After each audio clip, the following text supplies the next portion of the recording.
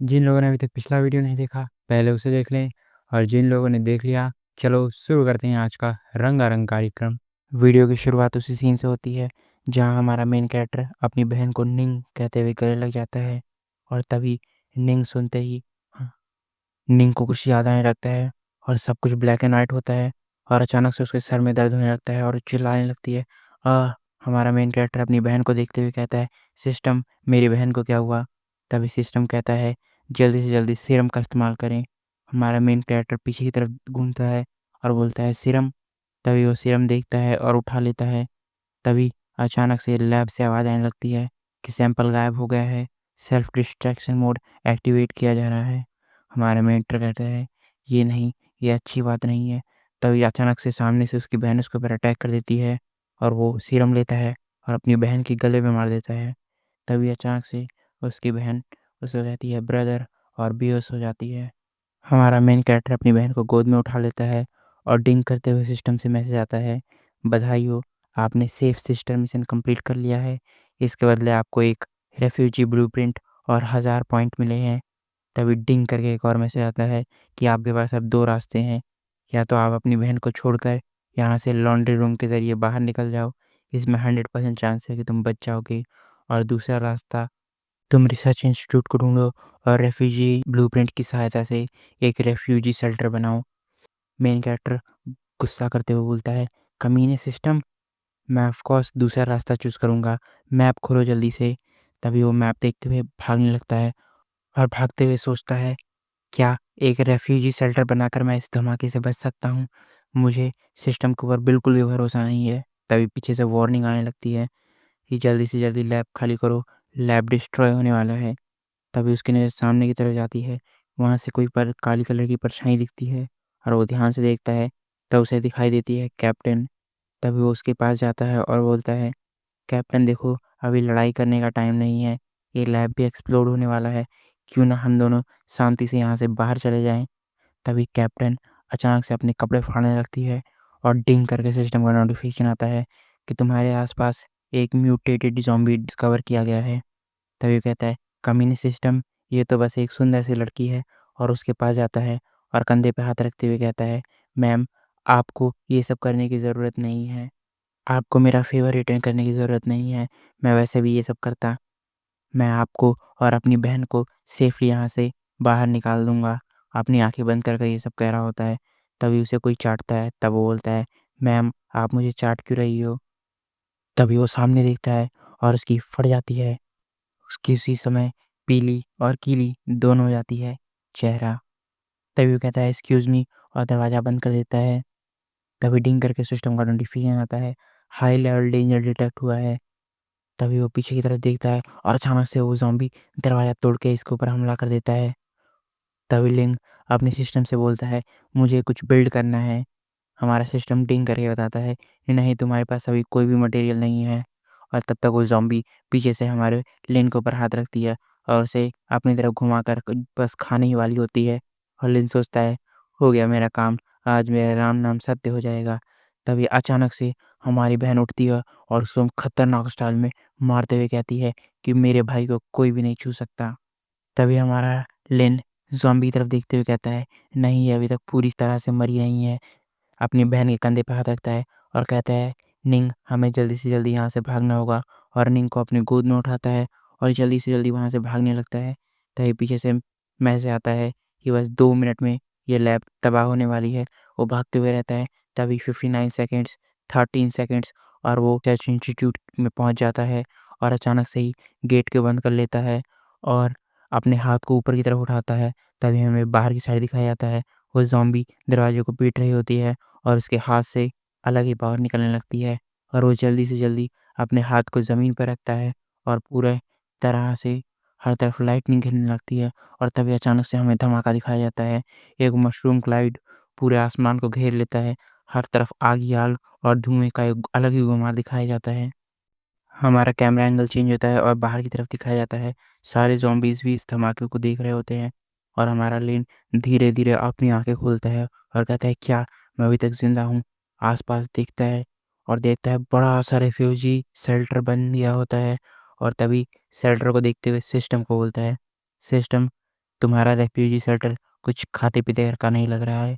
तभी सिस्टम डिंग करके नोटिफिकेशन देता है कि सिस्टम के द्वारा इस रेफ्यूजी शेल्टर को बिल्ड किया गया है और अभी ये रेफ्यूजी शेल्टर लेवल 1 पर है, तुम इसे अपग्रेड भी कर सकते हो।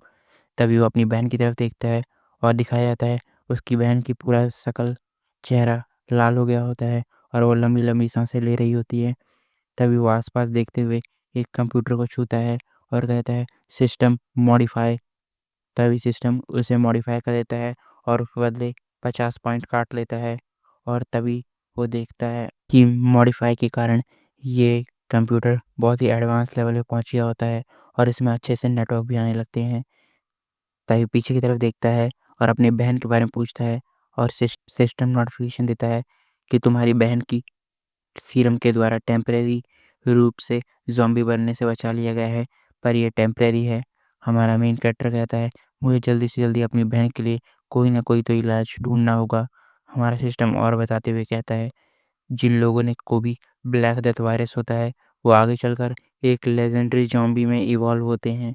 हमारा मेन कैरेक्टर ध्यान से सोचते हुए कहता है वो अच्छा, तो वो कैप्टन सिर्फ एक म्यूटेट थी। हमारा सिस्टम इस बारे में और बताता है और बोलता है ये लेजेंडरी ज़ॉम्बी फूड चेन में सबसे टॉप के ऊपर रहते हैं। हमारा मेन कैरेक्टर सोचते हुए कहता है नहीं, मुझे किसी भी तरह से अपनी बहन को एक मॉन्स्टर बनने से रोकना होगा।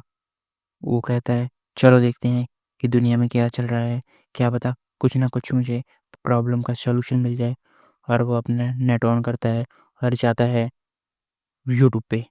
हाँ भाई, वो ही यूट्यूब चलाता है। यूट्यूब पे जाकर देखता है तो न्यूज़ आ रही होती है कि अचानक से पूरी दुनिया पर ज़ॉम्बीज़ का अटैक हो गया है। आर्मी पूरी कोशिश कर रही है इन लोगों से लड़ने का, पर वो भी इन लोगों को संभाल नहीं पा रही है। और वो नीचे की तरफ ध्यान देता है कि सभी जो शॉपिंग मॉल होते हैं वहाँ पर लोगों ने लूट मचा ली होती है और सब लोग शॉपिंग मॉल को लूट रहे होते हैं।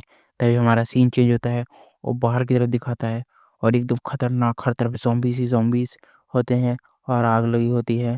और बीच में हमें सुंदर सा चाँद दिखाया जाता है। चाँदनी रात में ये सारे ज़ॉम्बीज़ हाथों में हाथ डाल के बाहर टहल रहे हैं। हमारा सीन चेंज होता है और वो सिस्टम पे चिल्लाते हुए पूछता है कि सिस्टम, क्या मैं अपनी बहन को बचा सकता हूँ? तभी सिस्टम डिंग करते हुए बाहर आता है और बताता है इसके लिए पहले तुम्हें रिसर्च लैब की ज़रूरत होगी और रिसर्च लैब केवल लेवल 5 पर ही ओपन हो सकता है। तब कहता है लेवल 5 पर? अच्छा। तो सामने की तरफ देखता है तो उसे उसके बारे में सारी इन्फॉर्मेशन दी जाती है। होस्ट, सिस्टम का होस्ट अभी लिन है और वो लेवल 2 पर है। उसके पास अभी मौजूद पॉइंट्स हैं 550 और उसकी एबिलिटीज़ के बारे में बताया जाता है मॉडिफाई। उसके पास एजिलिटी बी लेवल पर, इंटेलिजेंस सी लेवल पर और करिश्मा भी सी लेवल पर। सिस्टम उस बताता है तुम एक ज़ॉम्बी के लिए अच्छा खाना बन सकते हो। तभी वो कहता है क्या तुम मुझे चिढ़ा रहे हो? तभी सिस्टम आगे बताता है अगर तुम्हें लेवल 2 पर जाना है तो तुम्हें ये सब मॉडिफिकेशन करनी होगी। मैं तुम्हें वैसे भी नहीं बताने वाला क्योंकि आगे ये बार-बार चीज़ें आएँगी ही, तो अभी बताकर कोई फ़ायदा नहीं है, टाइम बर्बाद होगा बस। तभी उसमें बताता है कि तुम्हें वेंटिलेशन डक्ट को ठीक करना होगा वरना 5 घंटे के अंदर यहाँ से सारी ऑक्सीजन ख़त्म हो जाएगी। तभी वो ध्यान से देखता है और बोलता है वेंटिलेशन डक्ट। तभी सिस्टम बताता है उसके लिए तुम्हें 200 पॉइंट देने होंगे। तो वो कहता है नहीं, नहीं, मुझे 200 पॉइंट देने की कोई ज़रूरत नहीं है। और वो जल्दी से सीढ़ी लेता है और ऊपर का ढक्कन हटाता है और वेंटिलेशन पाइप को टच करते हुए कहता है मॉडिफाई।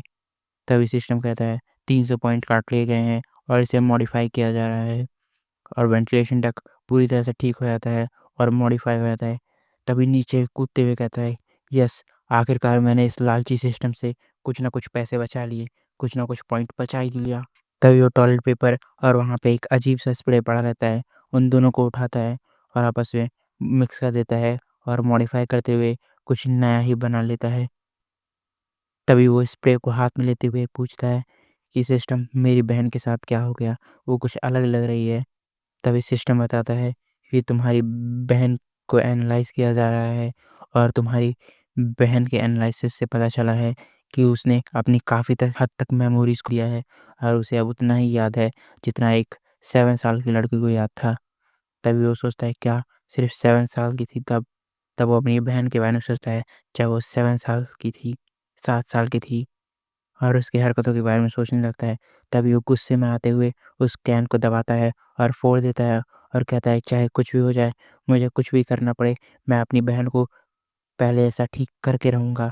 और तभी धीरे से उसकी बहन उठती है और आँख को हल्का संभलते हुए बाहर की तरफ देखते हुए कहती है कि ब्रदर, और फिर नीचे देखती है और बोलती है परवाट, एकदम डार्क फेस बनाते हुए। परवट का मतलब ठरकी होता है। मैं भी किन ज्ञानियों को समझा रहा हूँ, ये तो पहले से ही सर्व ज्ञानी है। हमारा मेन कैरेक्टर सामने की तरफ देखते हुए कहता है, नहीं नहीं नहीं, तुम जो सोच रहे हो ऐसा कुछ भी नहीं है। एकदम ऐसा फेस बनाते हुए जैसे किसी ने तुम्हें कुछ करते हुए पकड़ लिया हो। अब क्या करते हुए, ये तो तुम ही समझदार हो। तो ये बोलता है, अरे नहीं, मेरी बात तो सुनो। तभी फनी सा फेस दिखाया जाता है और बहन अपनी मुंह फुलाते हुए कहती है, नहीं मुझे कुछ नहीं सुनना। और हमारा मेन कैरेक्टर रोने लगता है, कहता है, इतने सालों से मैंने जो अपनी इमेज बनाई थी बिग ब्रदर की, वो सारी इमेज तबाह हो गई। तभी हमारा सीन चेंज होता है। तभी हमारा कैमरा एंगल चेंज होता है और हमें एक हेलीकॉप्टर दिखाया जाता है, जहाँ से आवाज़ आ रही होती है कि टीम का सिग्नल यहीं से डिसअपियर हुआ था, पर टारगेट का सिग्नल अभी भी यहाँ पे मिल रहा है। तभी सभी लोग वहाँ से नीचे उतरने लगते हैं और हमें दिखाया जाता है ये एक नई टीम होती है आर्मी की। महाज्ञानियों, मैं इम्प्रूव करने की पूरी कोशिश कर रहा हूँ, पर जब तक तुम अपना कमेंट में महाज्ञान नहीं दोगे, मैं इम्प्रूव कैसे करूँगा? तो कमेंट में अपना महाज्ञान फेंक के मारो।